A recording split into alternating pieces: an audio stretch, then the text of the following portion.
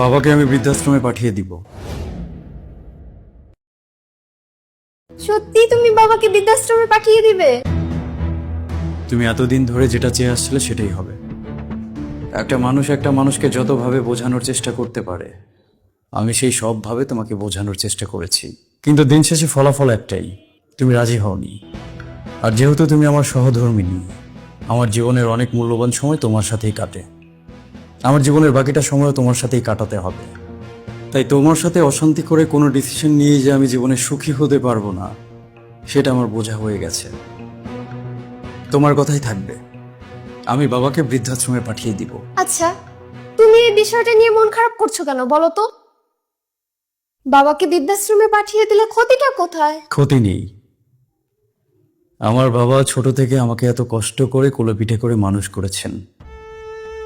আজকে সেই বাবাকে আমি বৃদ্ধাশ্রমে পাঠিয়ে দিচ্ছি। এই ডিসিশনটা নেবার পর থেকে নিজের দিকে তাকাতেই আমার ঘৃণা বোধ হচ্ছে। তুমি তো জানো, ছোটবেলায় আমার মা মারা গেছেন। আমার একমাত্র অভিভাবক, একমাত্র বন্ধু, সবকিছুই ছিলেন আমার বাবা। এই পৃথিবীতে আমার বাবার আমাকে ছাড়া কেউ নেই। এক্স্যাক্টলি, আমি তোমাকে এটাই বারবার বলছি যে বাবার তুমি ছাড়া আর কেউ নেই। এখন তুমি কি বাবাকে সারাদিন সময় দিতে পারো?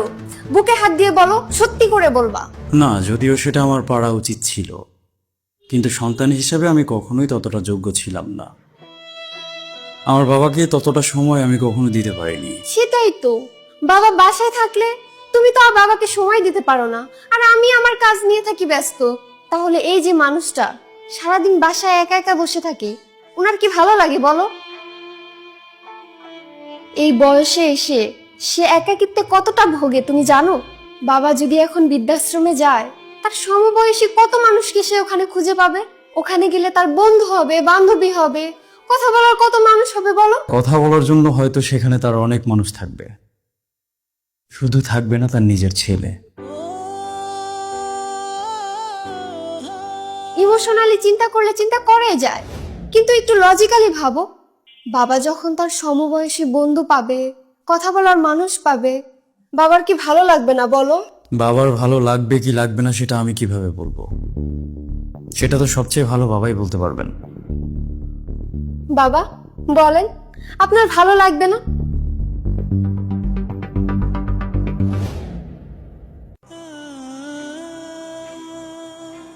কি ব্যাপার বাবা, আপনি মন খারাপ করছেন কেন? আপনি তো ওখানকার বিষয়টা বুঝতেই পারছেন না। একবার যদি বুঝে যান, তাহলে আর ওখান থেকে আসতেই চাইবেন না। হ্যাঁ, আর তুমি তো সেটাই চাইছো, যাতে বাবা আর কখনো সেখান থেকে ফিরে না আসে, তাই তো? না না, আমি তো সেটা বলিনি। হ্যাঁ, তুমি সেটাই বলেছো, কিন্তু হয়তোবা তোমার কাছে মনে হচ্ছে তুমি সেটা বলোনি, অথবা তোমার কাছেও মনে হচ্ছে তুমি সেটাই বলেছো কিন্তু তুমি স্বীকার করছো না। তুমি আমার সাথে এভাবে কেন কথা বলছো? মিষ্টি করে কথা বলেও যে বীজ ঢালা যায়, এটা সম্ভবত তোমাকে না দেখলে একটা মানুষ কখনোই বলতে পারবে না। তুমি কিন্তু শুধু শুধু এখন আমাকে ভুল বুঝছো। যেহেতু সংসারটা আমাদের দুজনের, তাই সকাল বিকাল আমাকে তোমার কথাই শুনতে হচ্ছে। তাই আমি যত যাই বলি না কেন, দিন শেষে তোমার ডিসিশনকে আমার মেনে নিতে হবে, কারণ আমি চাই না আমাদের সংসারে কোনো রকমের কোনো অশান্তি হোক। বাবাকে আজকেই বৃদ্ধাশ্রমে পাঠিয়ে দিব। তবে হ্যাঁ, তোমার কথা মেনে নিচ্ছি বলেই তুমি ভেবো না যে তুমি রাইট। আমাকে বাধ্য হয়ে তোমার কথা মেনে নিতে হচ্ছে। যাও, এবার বাবার ব্যাগটা গুছিয়ে দাও, আমি ওনাকে নিয়ে বের হব। তোমরা শুধু মিলেমিশে থেকো, কোনো অশান্তি করো না। আমার ব্যাগ আমি নিজেই গুছিয়ে নিতে পারবো, সেটা নিয়ে তোমরা কোনো চিন্তা করো না। না না বাবা, আপনি কষ্ট করে ব্যাগ গুছাতে যাবেন কেন? আপনার ব্যাগ আমি গুছিয়ে দিচ্ছি। হ্যাঁ হ্যাঁ, সেটাই তো ভালো হয়। বাবাকে খেদমত করার সুযোগ হয়তো ভবিষ্যতে আর তুমি কখনোই পাবে না। তুমি গুছিয়ে দাও, সেটাই ভালো হবে। আর হ্যাঁ, সাথে আমাদের দুজনের ব্যাগটাও গুছিয়ে নিও। কি বলতেছো তুমি? আমাদের দুজনের ব্যাগ গোছাবো কেন? আমরা কি কোথাও যাচ্ছি? আচ্ছা, তুমি কি কোনো সারপ্রাইজ প্ল্যান করেছো আমার জন্য? আমরা কি কোথাও ট্যুরে যাচ্ছি সত্যি সত্যি?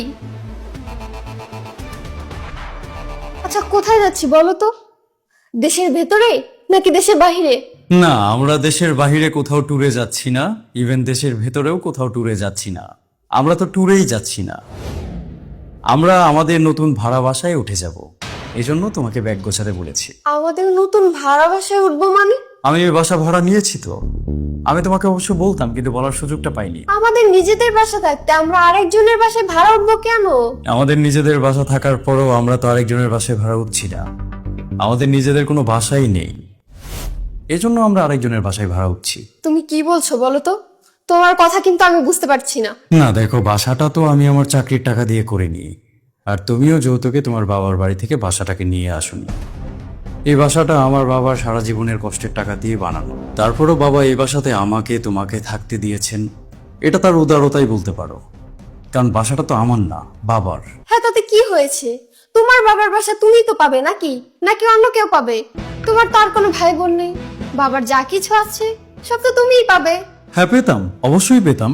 সেটা তখনই পেতাম যখন আমি শেষ বয়স পর্যন্ত বাবাকে দেখাশোনা করতাম, আমার দায়িত্বটা আমি পালন করতাম। তখন বাবার দায়িত্বের জায়গা থেকে সে আমাকে বাসাটা দিয়ে যেতেন। এখন আমি তো আমার দায়িত্বটা পালন করতে পারছি না, তাকে দেখাশোনা করতে পারছি না। আমাকে তোমার কথা মেনে নিয়ে বাবাকে বৃদ্ধাশ্রমে রেখে আসতে হচ্ছে। সেদিক থেকে বাবাও কিন্তু তার দায়িত্বটা পালন না করলেও পারেন। এখন আমি তুমি আমরা প্ল্যানিং করে বাবাকে বৃদ্ধাশ্রমে রেখে আসতে যাচ্ছি। তার জীবনের শেষ সম্বল বলতেও তো একটা কিছু তার প্রয়োজন আছে, তাই না? দেখো, কিছুদিন পরে বা কিছু বছর পর যদি বাবার কিছু হয়ে যায়, তাকে কে দেখাশোনা করবে? তুমি নিশ্চয়ই করবে না। আর আমি তখন চাইলেও বাবার জন্য কিচ্ছু করতে পারবো না, কারণ কিছু করতে গেলেই তুমি আমার সংসারে অশান্তি করবা, যেটা আমি চাই না। তখন বাবা যাতে সেফ অ্যান্ড সিকিউর একটা লাইফ লিড করতে পারে, এজন্য বাবার এককালীন কিছু টাকার প্রয়োজন আমি মনে করি। তাই বাবা একটা ডিসিশন নিয়েছেন। ডিসিশনটা হলো এই বাড়িটাকে বিক্রি করে দিয়ে যত টাকা পাওয়া যায় সমস্ত টাকা সে তার ব্যাংক অ্যাকাউন্টে ফিক্সড ডিপোজিট করে রাখবেন। কি কি কি বলছো তুমি? আর এই বিষয়ে আমাদের পারিবারিক উকিলের সাথে আমাদের কথা হয়ে গেছে। আমি আশা করছি আগামীকালকের মধ্যেই বাসাটা বিক্রি হয়ে যাবে আর সমস্ত টাকা বাবার অ্যাকাউন্টে ঢুকে যাবে। সুতরাং কালকের পরের দিন থেকে আমরা কিন্তু এই বাসার মালিক আর থাকছি না। আমাদেরকে আলটিমেটলি একটা ভাড়া বাসাতেই উঠতে হবে, যেটার কারণে আমি একটা ভাড়া বাসাও ঠিক করে ফেলেছি আর তোমাকে ব্যাগ গোছাতে বলছি। এই, সত্যি করে বলো তো, তুমি কি আমার সাথে মজা করছো? বাবা, সত্যি করে বলেন তো, আপনারা দুজনে মিলে কি আমার সাথে মজা করছেন? ও এসব কি বলছে? আর আপনি আপনার ছেলেকে দেওয়া বাসা বিক্রি করে দিবেন? আপনি কেমন বাবা? তিনি ততটাই ভালো বাবা যতটা ভালো ছেলে আমি হতে পেরেছি। আমি ছেলে হিসেবে যতটা ভালো হতে পেরেছি তার চেয়ে ভালো বাবা তো তিনি চাইলেও হতে পারবেন না, আর তার হওয়া উচিত না। জীবনে ভালো হওয়ার প্রয়োজন আছে, কিন্তু মাত্রাতিরিক্ত ভালো হওয়া মানুষের জন্য ক্ষতিকর। শেষ বয়সে তার দেখাশোনাটা পর্যন্ত আমি করতে পারছি না। কাপুরুষের মতো তাকে বৃদ্ধাশ্রমে আমি রেখে আসছি, আর সে তার বাসাটা বোকার মতো আমাকে লিখে দিয়ে চলে যাবেন? এটা কি হয়? এটা হয় না, এটা হওয়া উচিত না, আর আমি সেটা হতেও দেব না। ইট মারলে পাটকেল তো খেতেই হবে।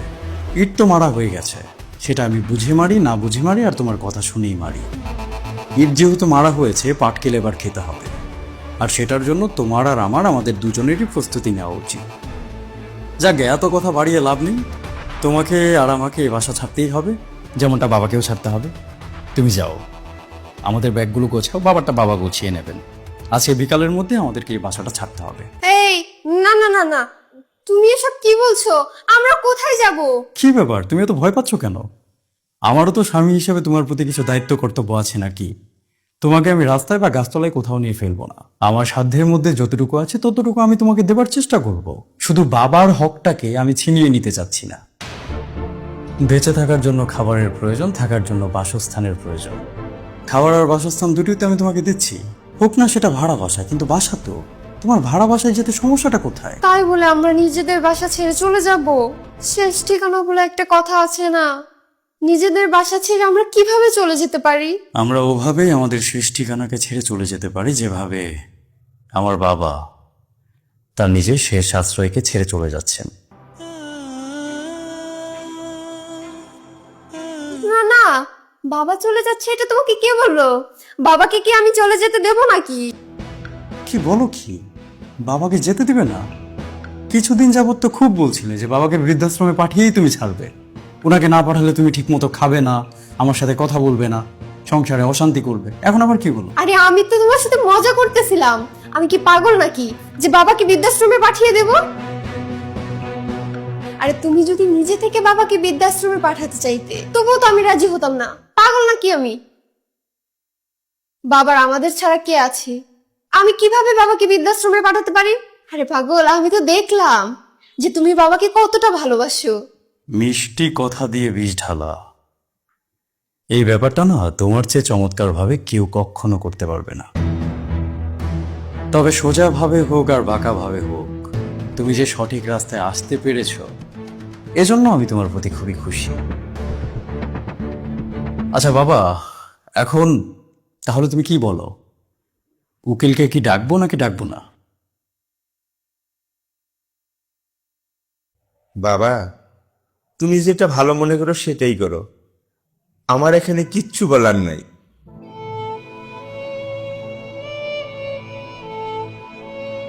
জি বাবা, আপনি যান, ফ্রেশ হয়ে নিন, আমি আপনাকে খাবার দিচ্ছি।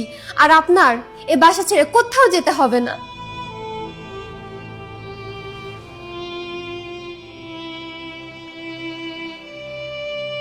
না মানে বলছিলাম কি, একটা কথাও আমি তোমার সাথে এই মুহূর্তে বলতে চাচ্ছি না। দয়া করে তুমি আমার সামনে থেকে এখন যাও। এই পৃথিবীতে যারা মিষ্টি কথা দিয়ে বিষ ঢালে, এই মানুষগুলো প্রচন্ড রকমের ভয়ানক হয়। একটা সাপকে বিশ্বাস করা যায়, কিন্তু এই মানুষগুলোকে বিশ্বাস করা যায় না। ও যখনই সুযোগ পাবে বাবাকে ছোট ছোট বিষয় নিয়ে অপমান করতে চাইবে, অপদস্থ করতে চাইবে, সেটাও আমার জানা। তবুও চাইলেও আমি ওকে ছেড়ে দিতে পারবো না, কারণ ও আমার সহধর্মিণী। প্রত্যেকটা মানুষের প্রতি আমার দায়িত্ব রয়েছে, কর্তব্য রয়েছে, যেটাকে আমার যে কোনো পরিস্থিতিতে পালন করতে হবে। পৃথিবীর যত দায়বদ্ধতা সব যেন পুরুষের কাঁধে এসেই পড়েছে। পুরুষকে বোঝার মতো কেউ কোনো কালেই ছিল না।